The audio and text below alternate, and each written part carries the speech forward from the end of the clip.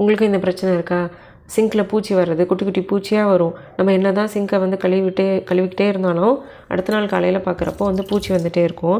இதெல்லாம் வந்து சரி பண்ணுறதுக்காக தான் நான் என்ன பண்ணியிருந்தேன்னா, செப்டோவில் இந்த ப்ராடக்ட் வாங்கியிருந்தேன். செம்மையாக யூஸ் ஆகுது. இது வந்து நான் செகண்ட் டைம் வாங்கியிருக்கேன். இதோட விலை வந்து 28 ருப்பீஸ்ன்னு நினைக்கிறேன். நான் செப்டோவில் வாங்கியிருந்தேன். இது வந்து சூப்பராக இருக்குது. இது வந்து செகண்ட் பேக்கெட்டு.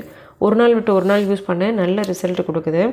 ஒன்றும் இல்லை, அந்த சிங்கை ஃபுல்லாக க்ளீன் பண்ணிவிட்டு இந்த பேக்கெட்டில் இருக்க பவுடரை கொஞ்சமாக கொட்டிட்டு ஒரு அரை டம்ளர் தண்ணி ஊற்றிட்டு ஒரு 5 to 10 மினிட்ஸ் விட்டுறணும், ஃப்ரீயாக விட்டுறணும்.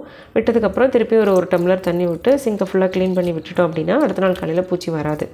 இது எனக்கு ரொம்ப டென்ஷனாக இருந்துச்சு. எவ்வளோ போட்டு சிங்கை கழுவுனாலும் அடுத்த நாள் காலையில் அந்த குட்டி குட்டி பூச்சி வந்துகிட்டே இருந்துச்சு. அதுக்கப்புறம் தான் இந்த ப்ராடக்ட் எனக்கு செம்மையாக யூஸ் ஆச்சு. நம்ம என்ன பண்ணாலும் அந்த குட்டி குட்டி பார்ட்டிகல்ஸ் எல்லாம் போய் அந்த கீழே இருக்க பைப்பில் சேர்ந்துரும்.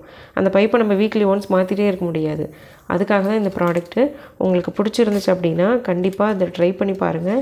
நிறைய பேர் இந்த சிங்கை வந்து குட்டி குட்டி பூச்சியாலையும் டென்ஷன் ஆகும். முடிஞ்சால் ட்ரை பண்ணுங்கள். செம்மையாக யூஸ் ஆகுது. பை.